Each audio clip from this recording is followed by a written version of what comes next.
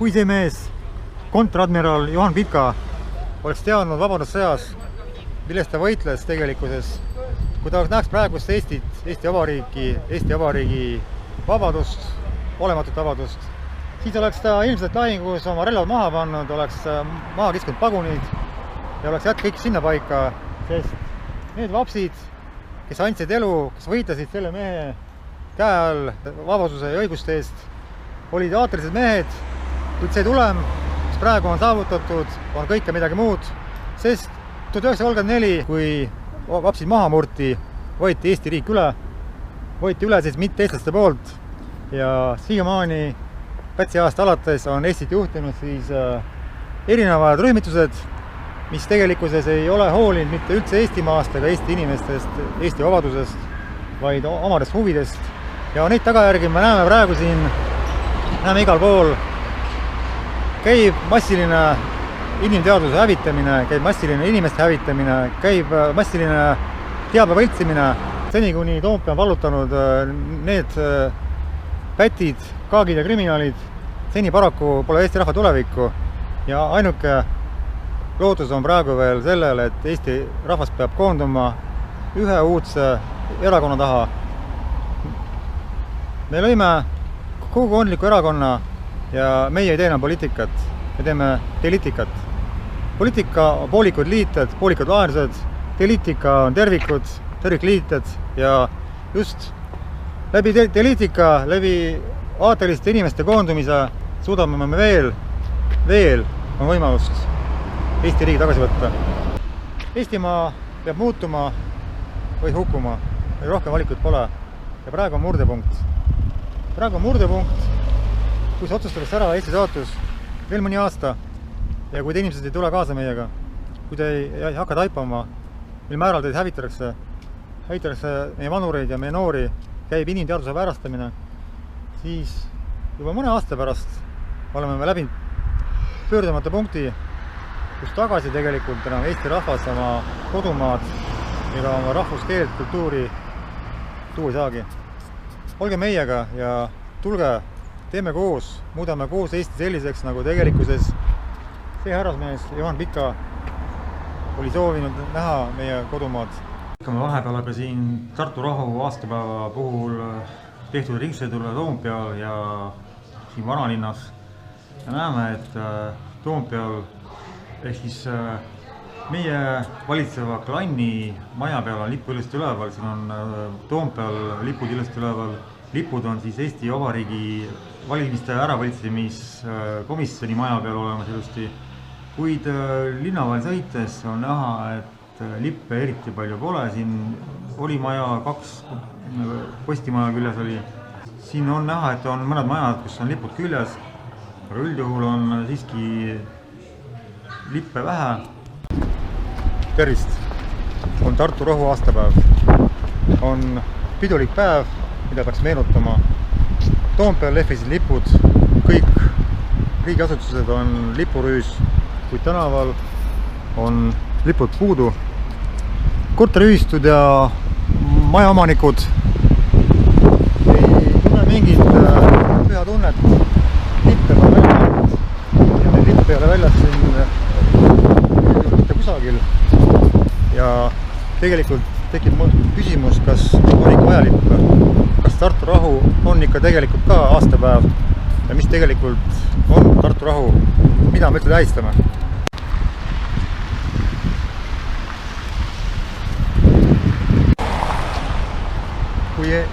Kui enamusel Eesti majadel ei lehvi lipud, siis lipud lehvivad kõikidel riigiasutustel. Nii ka siin Ants Lautpere tänavas, kommunist Ants Lautpere tänavas. Millegipärast ei ole olemas ei Tallinnas ega mujal Eestis Artur Sirka ega Andres Larka nimelist tänavat. Ei ole olemas tänavanimesid, mis on pühendatud inimestele, kes tegelikkuses on võidelnud ja kaitsnud Eesti Vabariiki. Kuid siiski on see tsirkus nimega Tartu rahu siin toimumas. Eesti Vabariik korraldab tsirkust ja tahab, et Venemaa tunnustaks seda tsirkust, mis tegelikult on kõik olematu. Räägime Tartu rahust.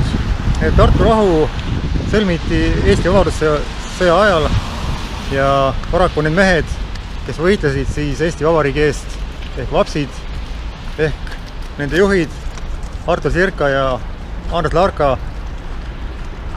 pandi vangi nende samade sotsialistide poolt, keda praegu me kõik kummardame, nii Pätsi kui Laidoneri poolt, kes korraldasid riigipöörde ja tegelikult seda Eesti Vabariiki sõlmis Eesti rahu ei ole enam alates aastast 1934.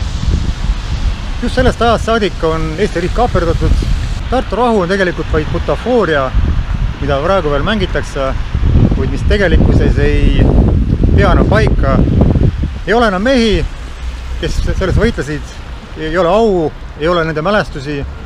On mehed, kes on ära hävitanud need mehed, kes kunagi võitlesid Eesti Vabadussõjas, kes tegid lõpu vapsidele.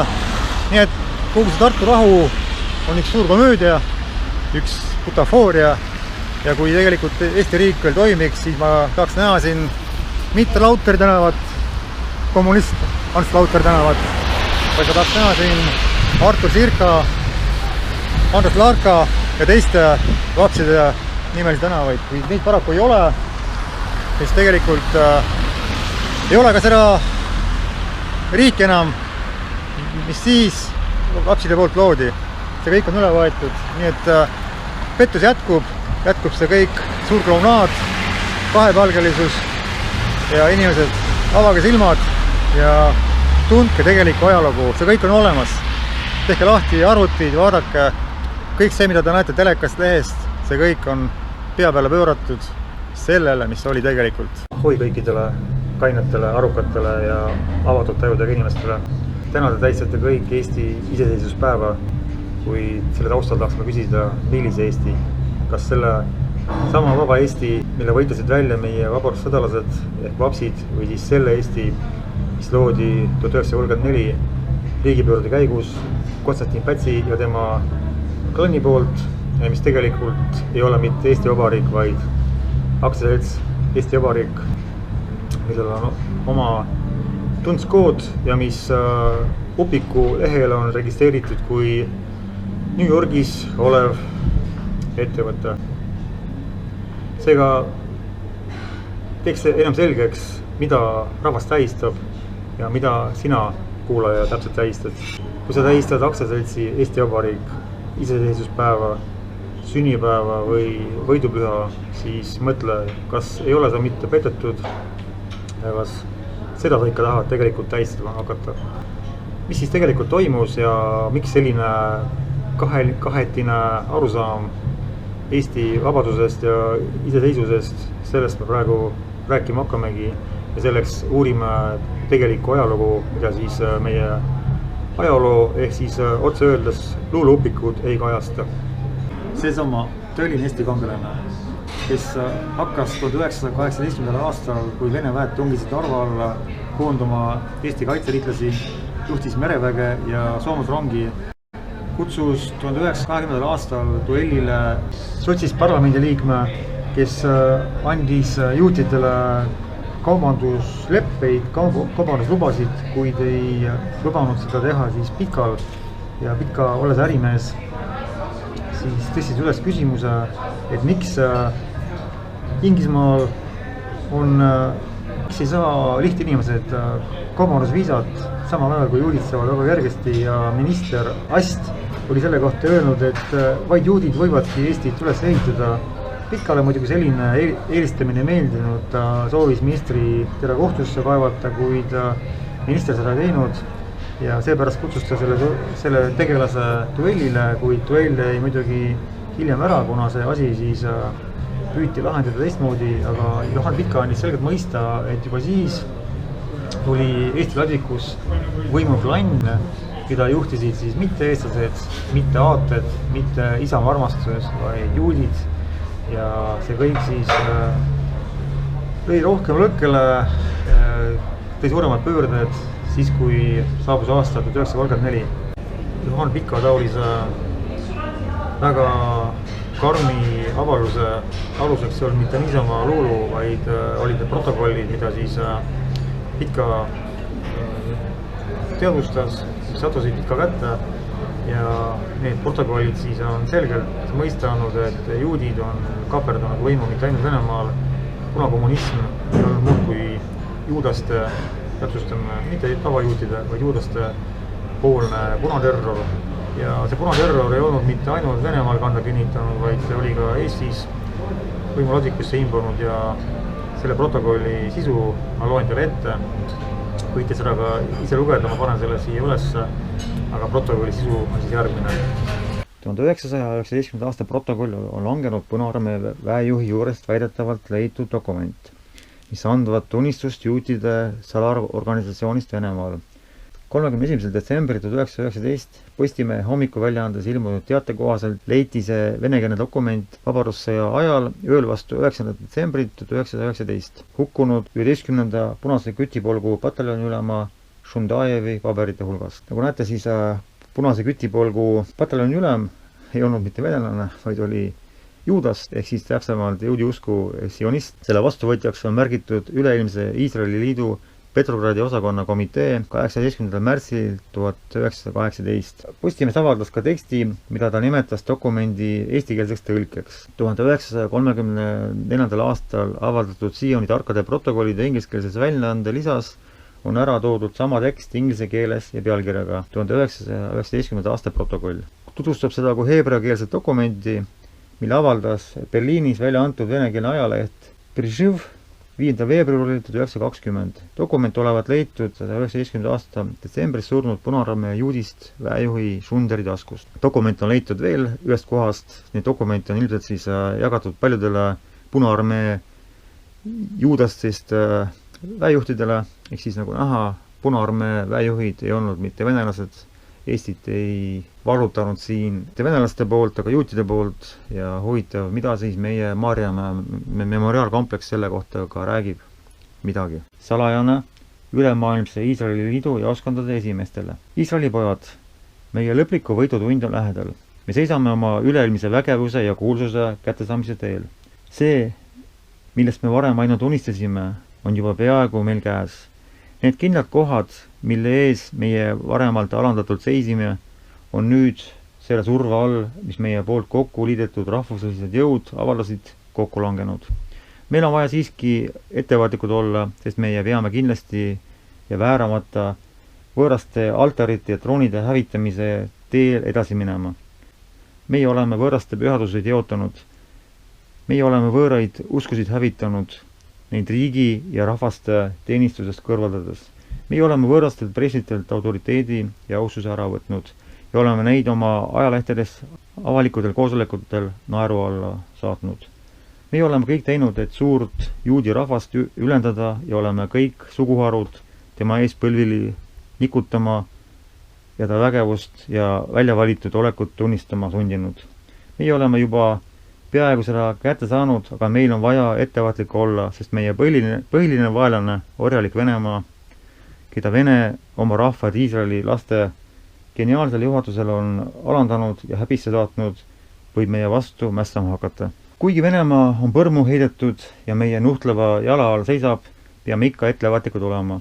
Meie püha kätte tasumine ei tohi halastust ega haledust tunda. Meie oleme Venemaa häda, vaesuse ja rahvuslise alanduse pisaraid nutma sundinud. Meie oleme ta majanduslikult orjaks teinud ja kõik ta rikkused nüüd peaaegu tervelt meie käes oleva kulla kõlinal ära võtnud ja teda meie ees põlvitama sundinud. Just sellega on aga meil vaja ettevaatlik olla ja saladust pidada. Meie ei tohi halastust tunda oma vaenaste vastu. Meie peame kõik paremad anderikkamad neist hävitama, et orjalikku Venemaad ta juhtidest lagedaks teha. Sel viisil kõrvaldame iga võimaluse meie võimu vastu mässu tõsta. Meie peame pimeda talurahva kogu ja tööliste hulga keskel parteilist vaenu ja tüli äratama, teda kodusõjale ja klassivõitlusele kihutades, et need kultuurilised väärtused ära hävitataks, mis ristiusu rahvaste poolt on loodud ja juudi rahva poolehoidjate juhtide järele käidaks. Meie peame aga ettevaatlikud olema, et üleliigne kättetasumise himu meid liialdustele viiks. Iisraeli pojad, meie võit on lähedal, sest poliitiline võim ja rahaline jõud koguneb ikka rohkem meie kätte. Meie ostame kõik tööstuse ettevõtete aktsiad ära ja teeme töölised oma orjadeks. Nüüd vabrikud ja tehased kinni pannes, viskame töölised tänavale, et nad võiksid hävitatud vabaduse, sarnasuse ja vendluse unistusest lõbu tunda. Meie ostsime odava hinna eest vabaduse, sarnasuse ja vendluse unistusest lõbu tunda. Meie ostsime odava hinna vabaduse laenupaberid kokku, mis meie oma valitsust tühjaks tunnistas ja siis pandi nad niisama kui paberraha käima. Kuld ja võim on meie käes, aga olge ettevaatlikud ja ärge tarvitage pimedate hulkade usaldust. Kõik, mis kõikuv on, kurjasti. Trotski, Bronstein, Zinojev, Radõmski, Uritski, Kamenev, Rosenfeld, Steinberg. Nemad on kõik nagu 10 teised Iisraeli truudpojad kõrgemad võimukohad riigis oma kätte võtnud. Orjalikest laavast üle valitsedes selleks on määratud meie tõusmist ja au kasvatada. Nemad viivad meid vääramata selle poole, et meie Venemaa lõplikult ära võidame. Meie ei hakkagi linna omavalitsustest, komissariaatidest, toitlustusametitest, kooperatiividest, majakomiteedest ja ühiskondlikest asutustest rääkima. Kõik need on meie käes ja meie rahva esindajad mängivad seal juhtivat osa. Ärge aga võimust endid jovastada laske. Olge ettevaatlikud, sest meil ei ole peale meie eneste kedagi, kes meid kaitseks. Meie pool arusaajatest töölistest loodud punane sõjavägi ei ole usaldatav. Kordan, nende poolt arusaajatest töölistest loodud punane sõjavägi ei ole neile truu ja võib sõjaristed meie enese vastu pöörata. Ehk siis neid tohmareid saareti siis juudaste poolt valutama ka Eestimaad oli küllal, kes aru saanud, kelle poolt nad sõdivad ja vaadata praegust Eesti kaitseväge, ütlen otse ründeväge, siis on see täis samasugused tohmareid, kes on valmis minema sõtta Venemaa vastu, teevad NATO-ga koostööd, ehk siis selle sama juudaste armeega teevad koostööd, adumata, et nad on lihtsalt kaurliha ega neist ei hooli seal tegelikult mitte keegi ja seda kõike on tehtamas selleks, et valge inimene hävitaks valget, et valgele inimesele lõplikult lõpp peale teha. Iisraeli pojad, tund on lähedal, millal Venemaa üle lõpliku võidu saame. Tõmmake read koomale, ajage kindlalt ja järjekindlalt meie rahvuslist poliitikat, seiski meie igavesti ideaalide eest, pidage vanu käskusid valjusti, mis meie minevik meil on jätnud. Võit on lähedal, aga ärge endid enneaegu ahvatleda laske. Olge ettevaatlikud, et meie vaenlastel põhjust ei oleks meie vastu mässu tõsta. Olgu meie mõistus ja ettevaatus, mida aastaajad on kasvatanud, niisama ka meie oskus hädast mööda pääseda meie juhid. Nad on seda kõike korraldanud aastasadu ja 1919. aastast on möödunud täpselt sajand ja see kõik on vaid killustunud, tugevdunud ja üha raigemaks muutunud ka siin Eestimaal. Pärast Tartu rahulepingule allakirjutamast 2. veebruaril 1920 võeti vastu Eesti Vabariigi põhiseadus, ehk siis see toimus 15. juunil 1920 ja see põhiseadus oli siis niivõrd demokraatlik, kui seda võib niimoodi nimetada, et selle põhiseaduse järgi ei saanud riiki valitseda, kuna kogu riigivõim kuulus Riigikogule ja valitsus ei saanudki riiki juhtida ja Eesti polnudki tegelikult valitsusjuhti, vaid oli riigivanem. Seepärast oli kogu see võim erakondade käes ja erakonnad siis juhtisid riiki ja nad olid huvitatud mitte inimeste heaolust, vaid endale suurema mõjuvõimu haaramisest ja nagu siin juba näha oli, siis olid erakonnad kaperdatud mitte eestlaste poolt, seepärast tekitas vapsides ehk vabadussõdalastes vastumeelsust, rahulolematust ja niimoodi hakati siis looma liikumisi, et võtta siis Eestis poliitiline võim endi kätte ja niimoodi hakati koondama siis inimmasse, kes olid siis vapsidemeelsed ehk siis rahvameelsed. 1932. aastal pandi rahvahääletusele 2 uut põhiseaduse vormi, mis siis pidid väidetavalt nagu suurendama demokraatiat, valitsuse võimuulatust, kuid kuna need tegelikult ei sobinud rahva huvidega, vaid olid rohkem erakondlikud, siis need mõlemad hääletati maha. Nad ei saanud rahva poolehoidu ehk siis enamuse toetust ja siis pandi 1933 hääletusele uuel referendumil vapside poolt välja pakutud põhiseadus, mis tegelikult siis rahvale kohe peale läks ja mis vastu võeti. See hakkas siis kehtima 24. jaanuaril 1934, kuid selleks, et see põhiseadus siis tegelikult ellu ei rakenduks, korraldas Konstantin Päts koos sotsidega Eestis riigipöörde ja niimoodi ahistati enam kui 400 vapsi ja pisteti vangikongi. Ehk siis see väga ülistatud Konstantin Päts, keda me tunneme Eesti Vabariigi esimese presidendina, on tegelikult riigivõimu kaperdaja ja tema valitsus, tema aegne Eesti Vabariik, mida me siis praegu teame, kui Eesti praeguse vabariigi eelkäijad oli ebaseaduslik ja kui Eesti praegune vabariik on siis järjepidevuse kandja ehk annab siis selle Konstantin Pätsi aegse Eesti Vabariigi järjepidevust, siis ka praegune Eesti Vabariik on tegelikult ebaseaduslik.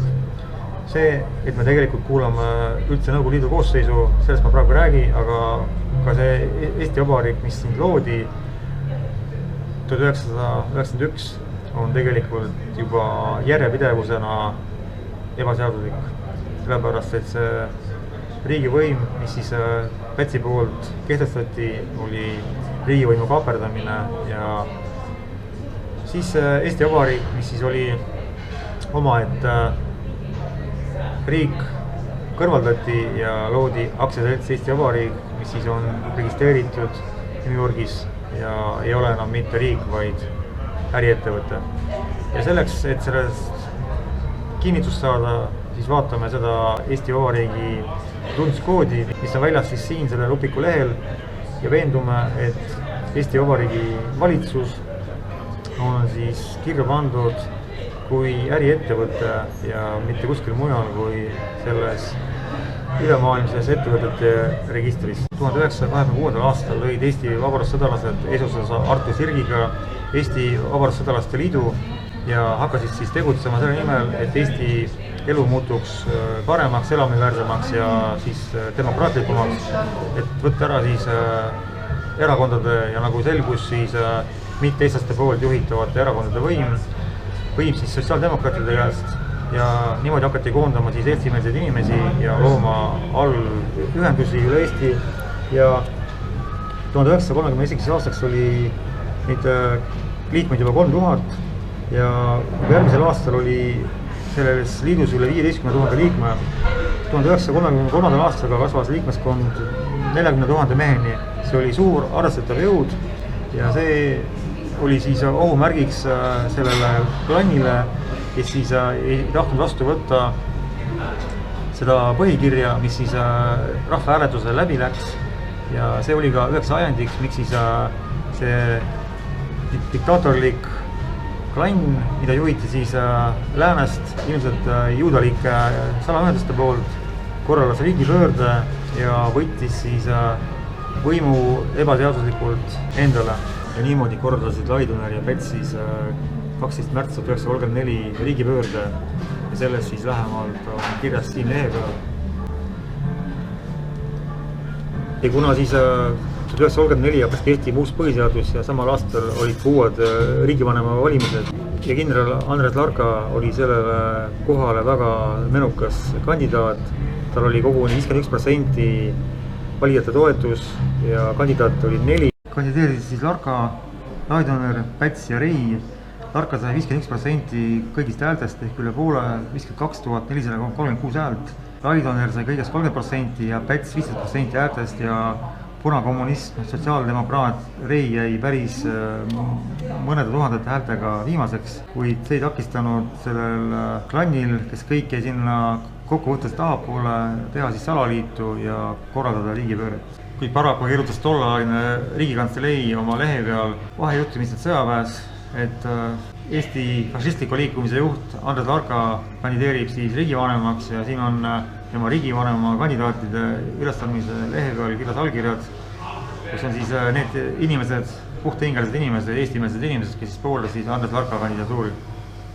Nagu siin kirjas on siis kaitseseisukord ehk siis sõjaseisukord, mille oli Päts kehtestanud 1934. aastal pärast riigipööret, lõpetati siis koos vaikiva ajastu lõpuga ehk siis veelgi türannikuma kommunistliku režiimi kehtestamise kestis 1940, kui siis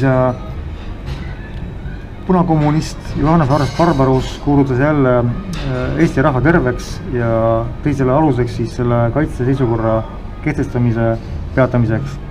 Ehk siis punane Päts oli loovutanud võimu siis uuele punasele Johannes Vares Barbarusele, kes oli siis Eesti Vabariigi Moskvas Stalinile maha müünud. On vaja võtta teadmiseks ja panna igale poole koolidesse see põhitõde, et Konstantin Päts ei olnud kunagi Eesti Vabariigi seaduslik esindaja vaid ta on võimule saanud läbi võimu kaperdamise ehk siis läbi riigipöörde ja seega on tema tunnistamine Eesti esimese presidendina täiesti mõttetult vale. Täiesti vale ja sellist valet õpivad kõik meie lapsed koolis ja see vale on siis levinud läbi selle ajaloolu juba pikemat aega ja inimesed usuvad paraku seda kõike valet, kuid tegelikkus oli hoopis teine. Kõik see on siin kirjas ilusti, nii et see ajalugu, luululugu on tegelikult täielik ulme ja lihtsalt üks kõva ajupesu, nii et kõik, kes seda veel usuvad, et meie valitsus on Eesti endise vabariigi järjepidevuse kandja ja käivad siis võidupüha paraadil, käivad iseseisvuspäeval, siis oleks alus küsida, millist iseseisvust üldse tähistatakse, kas seda, mille vapsid välja võitlesid või siis seda, mida siis on Juuda valitsus koos Pätsiga ise kehtestanud läbi riigipöörde ja kus tegelikult Eesti Vabariik siis pandi kirja New Yorki kui eraettevõte. Nii et oleks aeg mõtlema hakata ja aduma tegelikkust, tulla välja mullidest ja mõista, mida tegelikult meiega tehakse ja kes tegelikult meid, Eesti rahvast juhtimas ja tegelikult otse öelduna hävitamas on. Siin aga on üks lugu, mida siis räägib üks venelane, üks blogija nendest tegelastest, nendest olenditest, kabakatest, kes siis seda maailma praegu on hävitamas ja kes juba, nagu siin näha, 100 aasta eestki Eestimaal on väga palju kuritegusid korda saatnud. Nüüdki on igal pool, ka Venemaal, ka seal, kelle vastu meid sõtta saadetakse ja teineteise vastu sõtta ajada püütakse. Kuulake ja mõistke, kus on tegelikkus ja kus tegelikult on see pilkane pimedus, millest midagi kadumas pole. Saage kaineks, saage mõtlevaks, saage arukaks ja saage uuesti inimeseks. Te küsite miks ja ma loen teile ette siin ühe kommentaari, mis on pärit siis ühest blogist, mille on siis kirjutanud Anton Blagin ja see on vene keeles, sellepärast ma siis loen selle otse eesti keelde, et oleks mõista, kus me elame, kes meid valitsevad ja mida nad tegelikult neid valitsejad tegemas on. Ehk siis on viimane aeg purustada mullid peade ümber ja seal mulli seest lasta välja siis see alkohais, kaineks saada ja hakata mõtlema. Ehk ta kirjutab kellelegi Mikulishale, kelle siis hüüdnimi on Mikulisha 2015, miks siis jälle juutidest? Kahjuks see on nagu igavene teema, nagu jutustus headusest ja kurjusest, armastusest, loodusest. Kahjuks on tänane Ukraina juudid, juudad. Porošenko, Jatenjuk, Kolomoiski, Turtšinov, teised sajad valitsejad seal, revolutsioon 1917 Venemaal, see on jällegi juudid, juudad, Leiva Bronstein, Jakov Sverdlov ja tuhanded teised, nagu ISIS ja mitte õiged moslemid on jälle juudid, juudad. See on projekt ja see on rahastamine. See on nagu nakkus, nagu tõbi, mis tuleb jälle igal pool välja nagu paise, mis on siis parandamatu, mille eest saab ennast kaitsta ainult meetmeid vastu võttes ja teades, mida teha.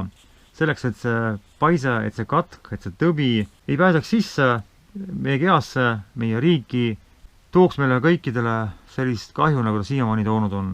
Ja edasi kirjutab Anton Blagin. See, millega ma tegelen, seda nimetatakse valgustamiseks. Ma toon inimestele kohale teadmisi sellest väga ohtlikust nakkusest, mille vastu enamusel inimestel ei ole praegu immuunsust. Ja kui see ilmneb, see immuunsus, siis võib rääkida muidugi ka lihtsalt juutidest, mitte enam juudastest ja mitte rääkida nendest enam halva. Seni, kuni nemad on meid hävitamas, seni kaua ma saan aru, et Anton Blagin seda teeb lihtsalt puhtast kohusetundest ja ka teile ma inimesed soovitan, on vaja hakata aru saama, kes on juudid, mitte kõik juudid, aga üks märkimisväärne osa juutidest ehk juudad ja mida nad tegelikult siin kord on saamas ja seni, kuni te inimesed seda ei tea, seni, kuni teil on põlgus, kartus või hirm rääkida asjadest nii, nagu ta on, seni kaua nad hävitavad teid rahumeel edasi ja nagu näete, on seda tehtud juba mitte 1 sajand, vaid palju-palju enam ja tagajärjed teie lõplikuks hävitamiseks ei ole enam kaugel. Kui keegi veel ei tea, kes praegu valitseb maailma, siis vaadake, see pilt räägib kõige eest. Siin pildi peal on kõik need kuulsad kujud, need tegelased, need kaabakad, jeekimid ehk ütleme otse juudad, kes valitsevad maailma, kes tegelikult seda hävingut siin maailmas korda saatmas ongi. Ja ka siin Eestimaalgi asjaolu teistmoodi ei ole, ega muidu need pildid ei ole üleval avalikult, sest kõik on tegelikult teada ja ega juhuslikult ei saada kokku siis nii kõrgel tasemel nagu Eesti valitsusjuhid selliste tegelastega, kes tegelikult siis ongi need tegelased, kes kõike seda siin korraldavad, kõiki meid, kogu valget inimkonda ja ka üldse kõiki teisi inimesi, teisi bioroboteid, omistatud massi hävitamas on. Kas keegi on kuulnud seda laulu kunagi näiteks meie laulupidudel, kuskilt raadios või kuskil üldsegi rahvalaulikutelna laulmas? Minu teada on see laul maha vaikitud ja sellest laulust ei räägita midagi, sellepärast et see laul on väidetavalt fašistlike vapside rivilaul ja sellepärast sellest laulust siis on tehtud nagu paari ja teda põlatakse. Ja küsimus on miks? Kas meie Eesti vabaduse eest võitlejad on tõesti siis niivõrd vääritud, et nende laul, nende liidu laul on maas alatud ja sellest ei räägita meile üldse mitte midagi. Kuid siin see on.